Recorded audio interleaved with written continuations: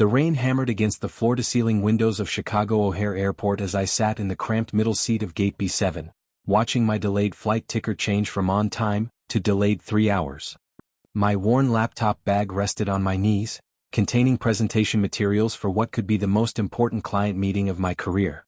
At 28, I had been grinding as a junior consultant at Morrison & Associates for 3 years, earning barely enough to cover my studio apartment rent in Lincoln Park. My phone buzzed with a text from my boss, Jonathan Morrison. 3. Flight delayed. Meet me at the Admiral's Club. We need to prep. I stared at the message, knowing full well that the Admiral's Club required either first-class tickets or expensive membership fees that were far beyond my salary range. My coach ticket and modest paycheck made such luxuries impossible. The terminal buzzed with frustrated travelers, their voices mixing with announcement echoes. I gathered my courage and made my way through the maze of gates, following signs to the exclusive lounge area. The marble floors gleamed under warm lighting, a stark contrast to the industrial carpet of the main terminal. My sneakers squeaked slightly as I approached the sleek glass doors marked, Admiral's Club members only. Through the glass, I could see Jonathan's distinctive silver hair and expensive navy suit. He sat in a leather armchair, gesturing animatedly while speaking to someone I couldn't see clearly. Taking a deep breath, I pushed through the entrance doors, immediately feeling the cool, conditioned air and smelling the subtle scent of leather and coffee. The moment Jonathan spotted me walking toward the seating area, his face flushed red. He stood abruptly, his voice carrying across the quiet lounge. "You don't belong here." The words hit like a slap. Every head in the vicinity turned toward us. My face burned with embarrassment as conversations stopped and eyes focused on the spectacle. "Sir, I just received your text asking me to meet you here," I said quietly, trying to maintain some dignity while feeling completely out of place among the well-dressed travelers sipping premium drinks. "This is a private club, not some common waiting area," Jonathan continued, his voice dripping with condescension. "Look around you. These people earn their place here. They understand class and privilege." His words stung because they echoed every insecurity I had about my background, my second-hand clothes, and my constant financial struggles. Before I could respond or retreat in shame, a friendly voice interrupted from behind the reception desk. "Excuse me, are you Michael Patterson?" The young attendant, wearing the airline's crisp uniform with a warm smile, walked toward us with a tablet in her hands. "Yes, that's me," I replied, confused and still reeling from Jonathan's public humiliation. "Wonderful. I've been looking for you. Welcome to the Admiral's Club, Mr. Patterson. Your platinum membership status has been confirmed, and I have some exciting updates about your account." She spoke with genuine enthusiasm, completely oblivious to the tension that had just erupted. The silence that followed was deafening. Jonathan's mouth literally hung open, his face transitioning from red with anger to pale with shock. The other travelers who had been watching our exchange now looked away, returning to their conversations and business. I felt my own confusion mounting because I had never applied for any membership, let alone a platinum level one. "I think there might be some mistake," I started to say, but the attendant shook her head with certainty. "No mistake at all, sir. Your status was activated yesterday, and you actually have accumulated quite significant miles and benefits. Would you like me to show you to the premium seating area? We also have complimentary meals and beverages available." Her professionalism remained unwavering, treating me with the exact same respect she would show any high-paying member. Jonathan stood frozen, his entire worldview seeming to crumble in real time. The man who had just declared I didn't belong was now watching me being welcomed with open arms by the very establishment he had used to humiliate me. The irony was not lost on anyone present. "How is this possible?" I asked the attendant, still trying to process this surreal turn of events. "Your membership was established through our corporate partnership program. Morrison & Associates has a premium account that extends platinum benefits to qualifying employees based on performance metrics and client satisfaction scores." She consulted her tablet with professional efficiency. "Your recent client work has earned you these privileges, Mr. Patterson." The pieces began falling into place slowly. My recent project with the Henderson Group had received outstanding feedback, and I had secured a multi-million-dollar contract extension that saved the firm considerable revenue. However, Jonathan had never mentioned any reward program or recognition for my achievements. "I was never informed about this program," I said, glancing at Jonathan, whose silence spoke volumes.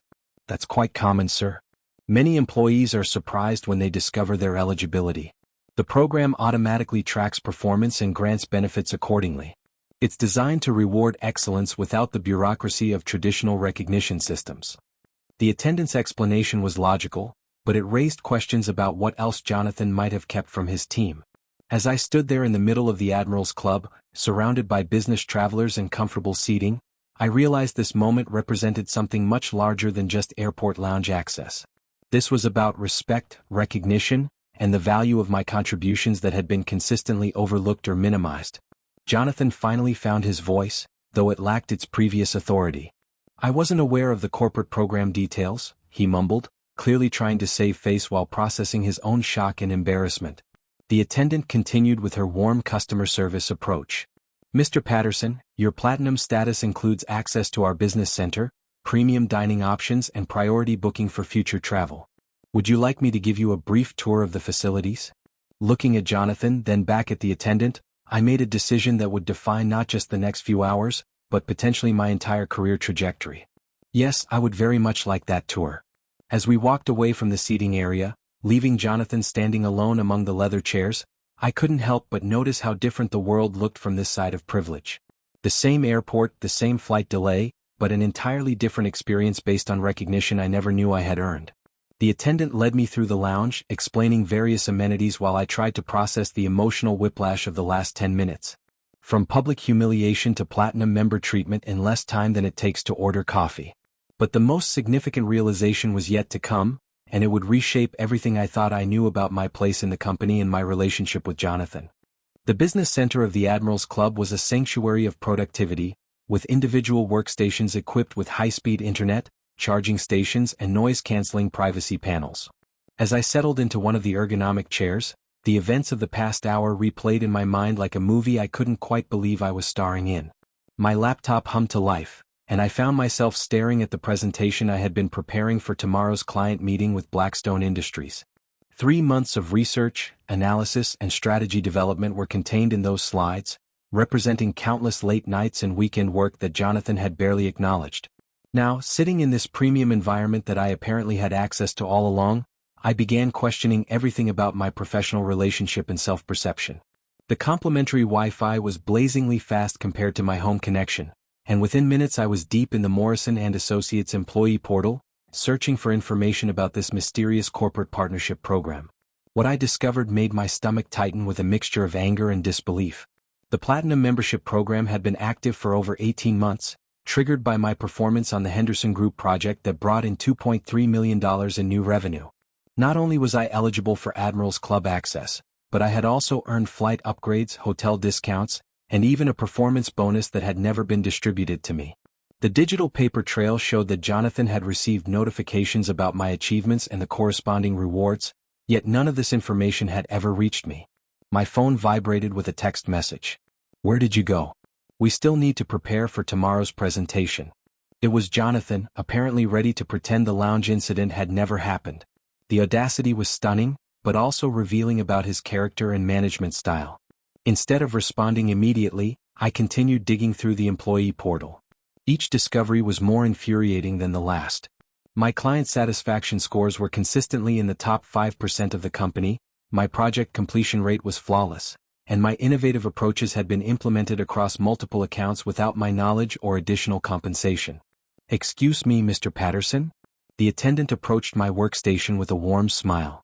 "I wanted to let you know that your flight has been upgraded to first class for tonight, and there's a message for you at the front desk."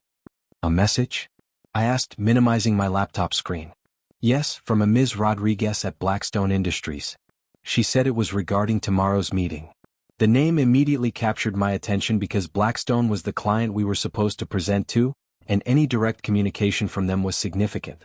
At the reception desk, I received a sealed envelope with my name written in elegant handwriting.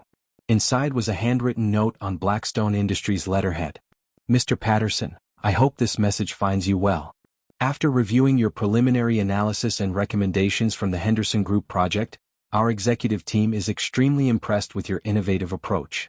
We would like to extend an invitation for a private dinner meeting tonight at 8 p.m. at the Capitol Grill in downtown Chicago. We believe there may be opportunities for direct collaboration that could benefit both parties. Please call my direct line to confirm. Best regards, Isabella Rodriguez, Senior Vice President of Strategic Development." I read the note 3 times, each reading bringing a new wave of realization. Blackstone Industries wasn't just interested in Morrison and Associates as a firm. They were specifically interested in my work and me as an individual contributor. This changed everything about tomorrow's presentation and potentially about my entire career trajectory. My hands trembled slightly as I dialed the number provided. Isabella Rodriguez answered on the second ring with a voice that conveyed both professionalism and warmth. "Mr. Patterson, thank you for calling so quickly. I hope my message didn't catch you completely off guard." "It certainly was unexpected, Ms. Rodriguez. I'm honored by your invitation, though I should mention that I'm here with my supervisor from Morrison and Associates. Actually, our invitation is specifically for you. We've been tracking your work for several months, and we're interested in discussing opportunities that may not align with your current firm's traditional consulting model."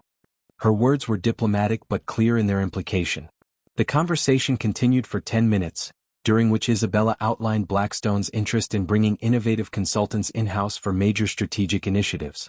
The position would represent a significant salary increase, equity participation, and the kind of recognition and autonomy I had been seeking without realizing it. After ending the call, I sat in the quiet business center, processing the magnitude of this unexpected turn. In less than 3 hours, I had gone from being publicly humiliated by my boss to receiving a job offer from one of the most prestigious companies in Chicago. The contrast was so stark it felt surreal. My laptop chimed with an urgent email notification. It was from Jonathan, and the subject line read, "Urgent. Client meeting preparation required." The email's tone was demanding and condescending, treating me like an irresponsible subordinate who had abandoned important work. There was no acknowledgement of the lounge incident, no apology for his behavior, and no recognition of the partnership benefits I had apparently earned through my performance. Looking around the Admiral's Club, observing other travelers working comfortably in their premium environment, I realized this space represented more than just airport luxury. It was a symbol of recognition and respect that I had earned but never received. The irony that Jonathan had used this very space to humiliate me, only to discover I belonged here more than he realized, felt like a metaphor for my entire professional relationship with him. The dinner invitation from Blackstone represented a fork in the road. I could return to Jonathan, help him prepare for tomorrow's presentation, and continue accepting his treatment and management style. Or I could attend this dinner, explore new possibilities, and potentially take control of my career trajectory in a way I had never imagined possible. My phone buzzed again with another text from Jonathan, this one more insistent. "This client meeting is critical for both of us." "Where are you?" "Both of us." The phrase struck me as particularly manipulative because my research, analysis, and innovative recommendations had created this opportunity, yet Jonathan would present them as joint work and likely take primary credit for any success. It was a pattern I had accepted for 3 years, but sitting in this lounge holding an invitation that recognized my individual contributions, that pattern suddenly felt unacceptable. I typed a response. "I'm handling some important business matters related to tomorrow's presentation. I'll meet you at the hotel later tonight." It wasn't entirely truthful, but it bought me time to attend the Blackstone dinner and explore what could be a life-changing opportunity. As I prepared to leave the Admiral's Club, the attendant approached one final time. "Mr. Patterson, I wanted to let you know that your platinum status also includes concierge services. If you need restaurant reservations, transportation, or any other assistance during your travels, please don't hesitate to ask." "Thank you," I replied, genuinely appreciating the recognition and service that I had apparently earned but never received. "You've been incredibly helpful today." Walking through the airport toward ground transportation, I reflected on how quickly circumstances could change when opportunities were recognized and pursued. The man who had been publicly humiliated in an airport lounge was now heading to a dinner meeting that could reshape his entire career. Sometimes the most significant moments in life come disguised as ordinary Tuesday afternoons at O'Hare Airport. The Capitol Grill in downtown Chicago exuded the kind of understated elegance that made expensive power lunches feel comfortable. Dark wood paneling, soft lighting, and the gentle clinking of wine glasses created an atmosphere where important decisions were made daily. As I walked through the entrance in my best suit, which suddenly felt inadequate compared to the setting, I spotted Isabella Rodriguez immediately. She was seated at a corner table that provided privacy while still allowing a view of the restaurant's sophisticated ambience.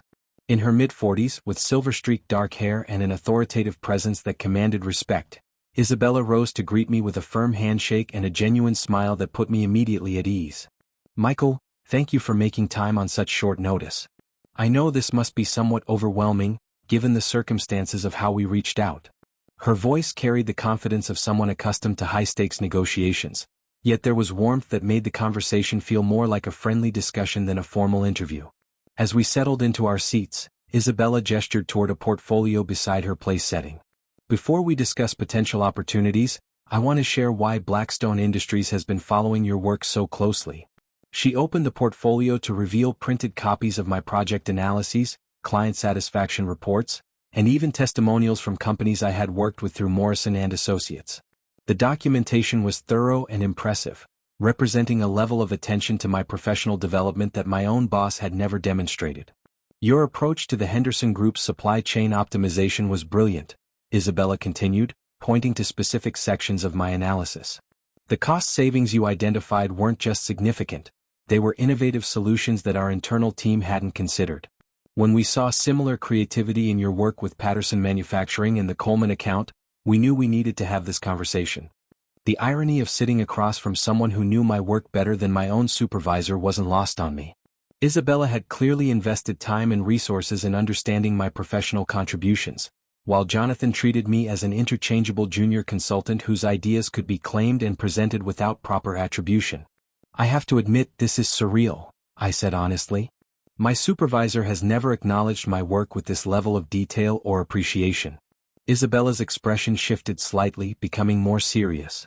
That's actually one of the reasons we wanted to meet with you directly. We've worked with Morrison & Associates on several projects over the years, and we've noticed a pattern where innovative ideas and exceptional work seem to get lost in their traditional hierarchy system. The waiter arrived to take our orders, providing a brief pause in the conversation that allowed me to process what Isabella was implying. She wasn't just interested in hiring me, she was suggesting that my current work environment was failing to recognize and utilize my potential effectively. Can you tell me more about what you mean by traditional hierarchy system? I asked after the waiter departed. In our experience, firms like Morrison & Associates often operate with established power structures that prioritize seniority and client relationships over innovation and results. Junior consultants do the analytical work, middle management presents it as their own, and senior partners take credit for successful outcomes. Isabella's explanation was diplomatic but accurate, describing exactly the dynamic I had experienced for 3 years. She continued, "At Blackstone, we've moved toward a merit-based recognition system where ideas and results matter more than tenure or politics. We believe the best strategies come from empowering talented individuals to think creatively and implement solutions directly."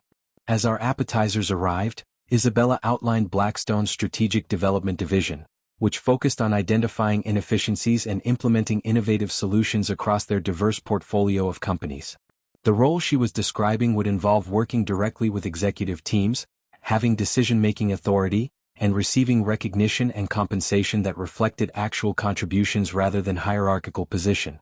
The starting salary would be $140,000 with performance bonuses that could add another $40,000 to $60,000 annually, Isabella said matter-of-factly. Additionally, you'd receive equity participation in successful implementations, comprehensive benefits, and the autonomy to develop and execute your own strategic initiatives. The numbers were staggering compared to my current $58,000 salary at Morrison & Associates. More importantly, the professional respect and growth opportunities represented everything I had hoped to achieve but hadn't known how to pursue within my current environment. This sounds incredible, but I have to ask about the timing. I'm supposed to present to your team tomorrow morning with my current firm, I said, feeling the weight of the ethical complexity surrounding this dinner meeting. Isabella nodded thoughtfully. We're aware of tomorrow's presentation, which is actually what prompted us to reach out directly. We've seen preliminary versions of the analysis and frankly, we're more interested in the person who created it than in the firm that will present it. She leaned forward slightly, her expression becoming more intense. Michael, exceptional talent deserves to be recognized and rewarded appropriately. If you're interested in exploring this opportunity, we can structure things to be completely ethical and professional regarding your current obligations. The main course arrived as Isabella explained Blackstone's approach to talent acquisition, which included allowing new hires to fulfill existing professional commitments while transitioning to their new role. The conversation flowed naturally between career development, personal goals, and the specific challenges I had faced in my current position. Can I ask you something personal? Isabella said during dessert.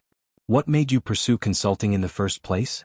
The question caught me off guard because no one at Morrison & Associates had ever shown interest in my professional motivations or career aspirations. I've always been fascinated by problem solving and helping organizations operate more efficiently. I thought consulting would allow me to work on diverse challenges while making a real impact on business success. And has your current role fulfilled those aspirations? I paused, considering how to answer honestly. The work itself has been engaging, but the recognition and growth opportunities have been limited. I often feel like my contributions get absorbed into larger presentations without individual acknowledgement. Isabella smiled knowingly. That's exactly the kind of talent drain that organizations like ours are designed to address. We believe that when exceptional people are properly supported and recognized, they can achieve remarkable results that benefit everyone involved. As the evening wound down, Isabella presented me with a formal offer letter, complete with salary details, benefits package, and a start date that would allow me to transition professionally from my current role. The document was thorough and generous, representing a level of investment in my potential that felt almost overwhelming. I want you to take time to consider this carefully, Isabella said as we prepared to leave. This is a significant career decision, and I want you to be completely confident that it aligns with your professional goals and personal values. Walking back to my hotel through the bustling Chicago streets, I carried the offer letter in my jacket pocket like a secret that could change my entire life trajectory. The contrast between this evening's respectful, substantive conversation and my daily interactions at Morrison & Associates was stark and illuminating. My phone had accumulated several increasingly urgent messages from Jonathan, demanding immediate responses and preparation sessions for tomorrow's presentation. Reading his texts after spending 3 hours being treated as a valued professional created a cognitive dissonance that made my current work situation feel even more unsustainable. In my hotel room, I spread Isabella's offer letter across the desk and read through every section carefully. The opportunity was exceptional in every measurable way, from compensation to professional development to the respect and autonomy I had been seeking.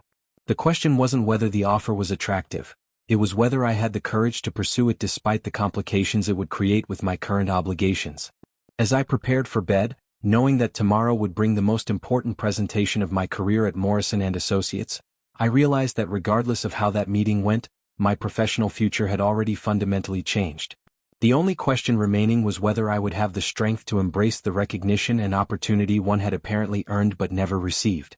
The Morrison & Associates conference room on the 32nd floor of the Willis Tower buzzed with nervous energy as our team made final preparations for the Blackstone Industries presentation. Jonathan paced behind the table, adjusting his tie repeatedly while reviewing notes that were largely based on my research and analysis. The irony that I was about to present my own work to people who had already offered me a better job was not lost on me, but I had committed to fulfilling this professional obligation regardless of my personal circumstances.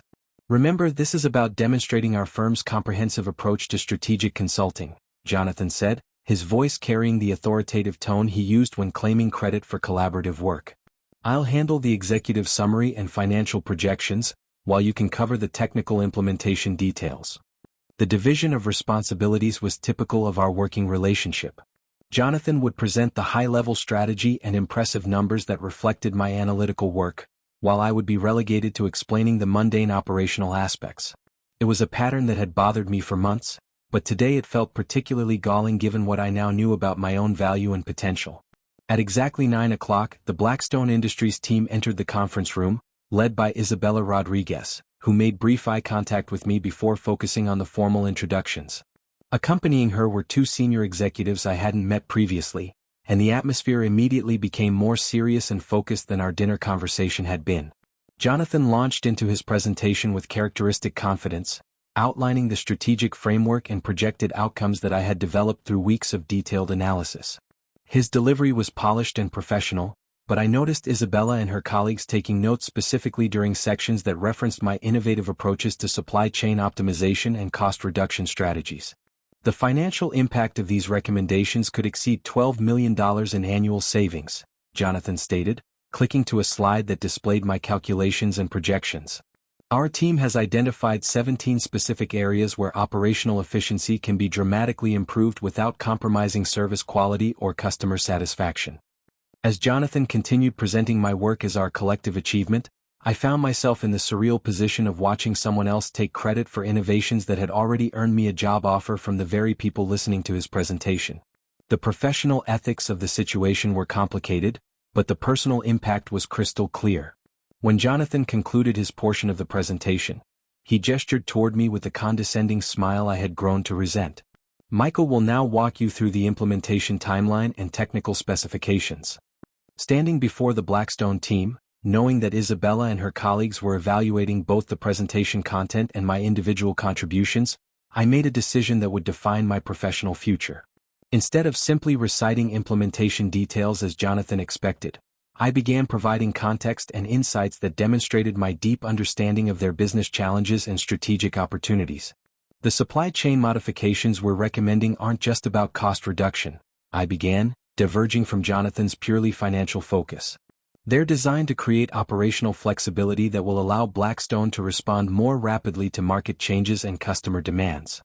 I could see Isabella leaning forward with interest as I explained the strategic thinking behind specific recommendations, the risk mitigation factors I had considered, and the scalability potential that extended beyond immediate cost savings. This was my work, my analysis, and my innovative approach, and for the first time in 3 years, I was presenting it with the authority and expertise it deserved. Jonathan's expression shifted from confidence to concern as I continued providing insights and details that went well beyond what he had prepared for or expected. The presentation was no longer following his carefully scripted format, but the Blackstone team was clearly engaged and impressed by the depth of strategic thinking I was demonstrating. "Mr. Patterson," one of the senior executives interrupted, "your analysis of our Southeast distribution challenges shows remarkable insight into operational complexities that most consultants miss entirely. How did you develop such detailed understanding of our specific logistics issues?" The question created a moment of tension because it highlighted the individual nature of my contributions while Jonathan sat beside me, realizing that his role in this presentation was becoming increasingly irrelevant. I answered honestly, explaining the research methodologies and industry analysis that had informed my recommendations, further establishing my expertise and ownership of the strategic framework. As the presentation concluded, Isabella thanked both Jonathan and me professionally, but her questions and follow-up discussions were directed almost exclusively toward me. The meeting that Jonathan had expected to be his opportunity to impress a major client had instead become a demonstration of my individual capabilities and strategic thinking. After the Blackstone team departed, Jonathan's demeanor changed dramatically. The confident executive who had started the morning presenting my work as his own achievement was now faced with the reality that the clients were clearly more interested in my contributions than in his firm's traditional consulting approach. "That was quite a departure from what we rehearsed," Jonathan said, his voice carrying a mixture of frustration and concern. "You went well beyond the scope of what we had planned." I answered their questions thoroughly and demonstrated our understanding of their strategic challenges, I replied calmly. "Isn't that what successful client presentations are supposed to accomplish?" The conversation that followed was revealing in ways that neither of us had anticipated. Jonathan acknowledged that the presentation had been well received, but he was clearly uncomfortable with how it had highlighted my individual expertise rather than Morrison and Associates' collective capabilities. His feedback felt like criticism disguised as professional development, focusing on the importance of team presentation and consistent messaging rather than acknowledging the success of the meeting. That afternoon, my phone rang with a call from Isabella Rodriguez. "Michael, I wanted to follow up on this morning's presentation and our dinner conversation yesterday evening." "Of course. I hope the presentation met your expectations." "It exceeded them significantly," Isabella replied. "Your insights and strategic recommendations were exactly what we were hoping to see, and our executive team is unanimous in wanting to move forward with bringing you aboard." The conversation lasted 20 minutes, during which Isabella outlined the transition timeline, start date, and immediate projects I would be working on at Blackstone Industries. The role would begin in 3 weeks, allowing me to complete existing commitments while transitioning professionally and ethically from my current position. When I ended the call, I realized that my professional future had fundamentally changed in less than 48 hours. The man who had been publicly humiliated in an airport lounge was now preparing to leave his junior consultant position for a senior role at one of Chicago's most prestigious companies. That evening, I drafted my resignation letter to Morrison and Associates, carefully outlining my appreciation for the learning opportunities while maintaining professionalism regarding the limitations I had experienced. The letter was respectful but clear about my decision to pursue new challenges that would better utilize my skills and potential. 3 weeks later, as I cleaned out my desk at Morrison & Associates, Jonathan approached with what appeared to be genuine regret about losing a valuable team member. The conversation was awkward but civil, with both of us understanding that our working relationship had reached its natural conclusion.